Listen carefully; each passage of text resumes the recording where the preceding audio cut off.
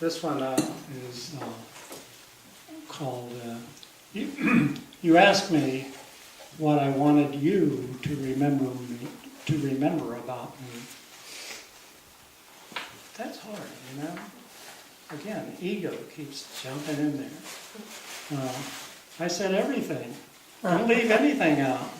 Remember every shoelace that came untied, my missionary work in Brazil. Remember puerile whisper, every peck on the cheek.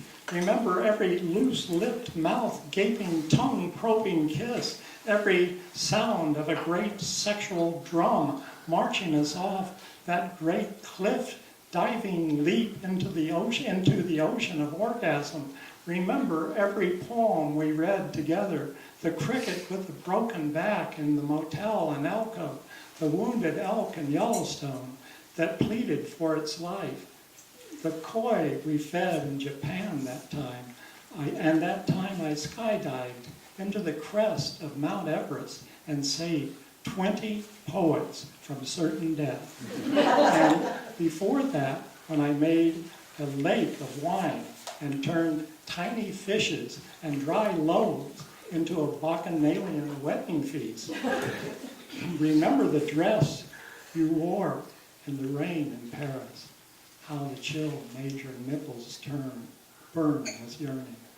Remember the scents of fresh buttered rolls and coffee at that little bakery where we stopped after making love.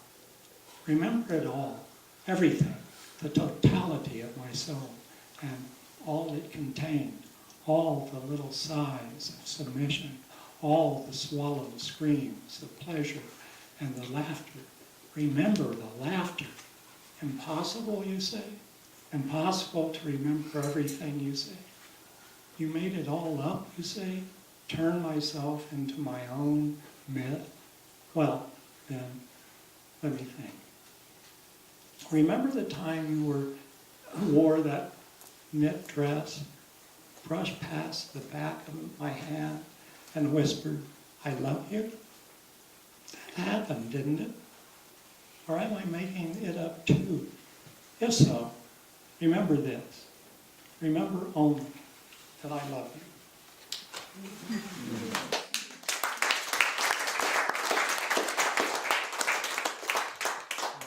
Confession. 18, I got it.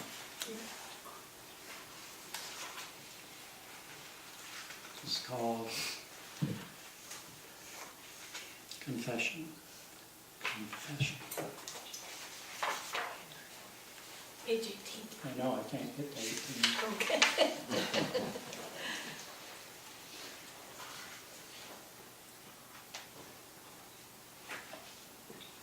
I am taking this medication that makes my mouth really dry.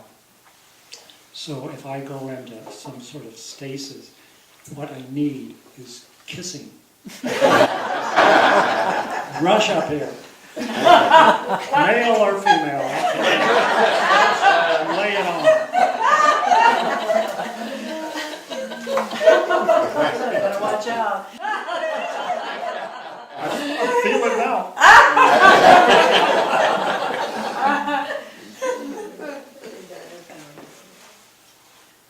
Confession. When it finally got through to me, and I realized that the doctor wasn't messing with my head, I found myself wanting to be, deeper, more honest, compassionate, and wise. But it hasn't worked out all that well. For instance, I started yesterday by meditating on the prayer of St. Francis. And for breakfast, I ate a fried Spam and eggs, and that afternoon, I had a significant wrath and fury session while watching the news.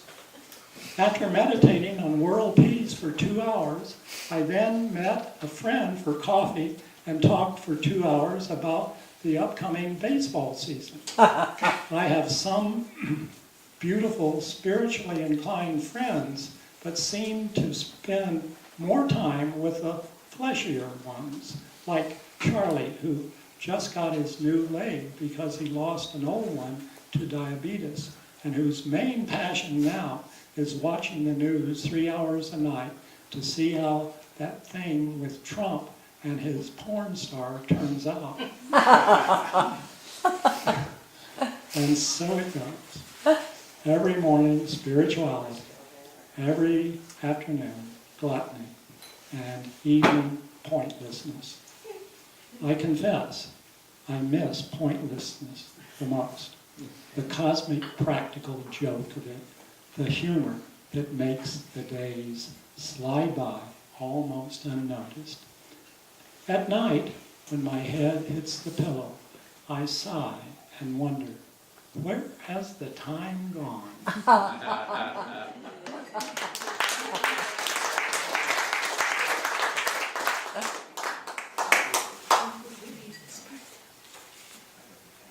Yeah, just in context. Yeah. Just before sleep. In the haunting silence that comes with night rain, she spoons closer to his back and rests her hand on his thigh. Her breath moth wings on his neck. Across the room she sees rivulets on the window pane intersect, stop, dart left and right, arrive and disappear. It seems important to her to understand, to discover order and purpose there, to see signs of courage or fate or helplessness. But she finds nothing. No significance, not a hint of forethought, no rhyme, no reason why rivulets move here and not there, why she feels so much bliss one moment and falls terrified the next. It seems so perfectly imperfect, this moment just before she receives the blessing of not knowing and slips into the soft waters of sleep. By what miracle does the noise in us become a song?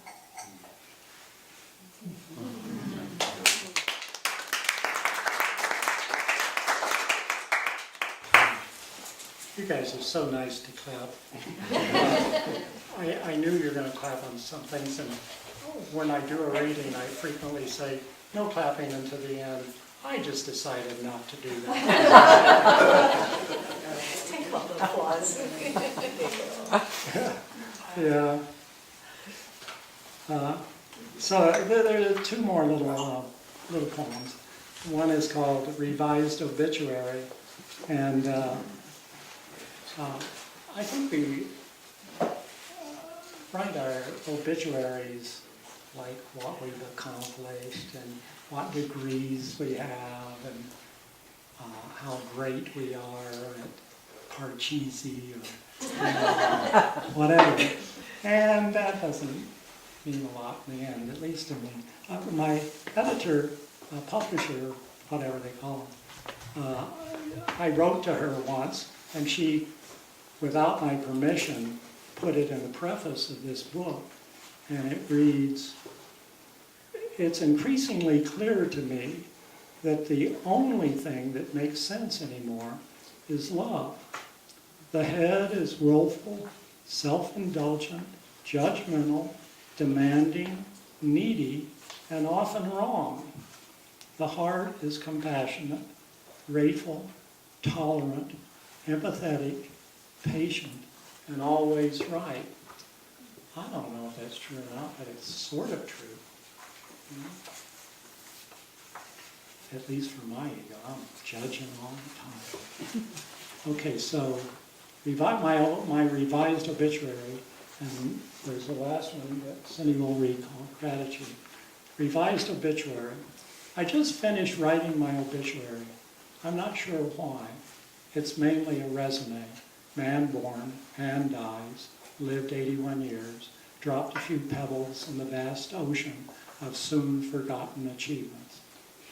I'm guessing the responsible part of me got carried away trying to convince myself that I've fulfilled my obligation.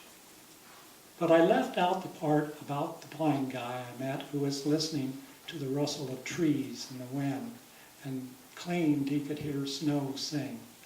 And the woman who cried when she read a poem that I left on her kitchen table one morning. I didn't say a word about the thrill of watching dragonflies celebrate their short lives with exuberant flight, and how I'll miss meeting Rosa at the mailbox. The thing is, resumes don't count for much. For me, what counts is the bucket that each of us carries from birth to death, trying to fill it up, one grain at a time, and each grain is a piece of love. So here's my revised obituary. His bucket is filled.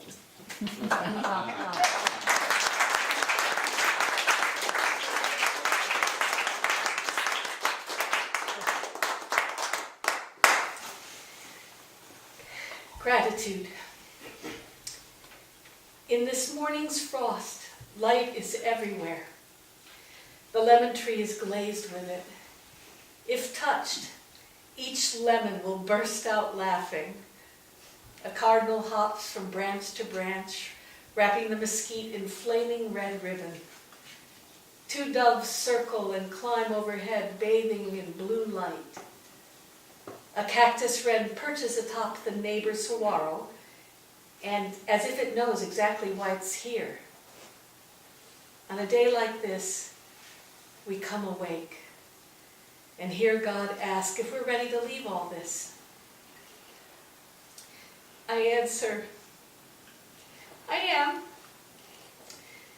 But if I'm granted another day, nothing matters more than being here today, sharing light. All of us here, sharing this light.